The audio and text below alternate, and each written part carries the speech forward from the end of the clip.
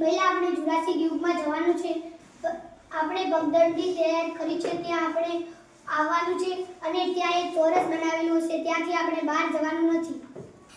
પગદંડી તૈયાર કરી ત્યાં સુધી આપણે ત્યાં જઈએ ત્યારે આપણે કોઈ પણ જીવજંતુ કે ફૂલ છોડને અડવાનું નથી, કેમ કે તેને અડશો તો આપણે અનિચ્છનીય પરિણામો ભોગવવા પડશે.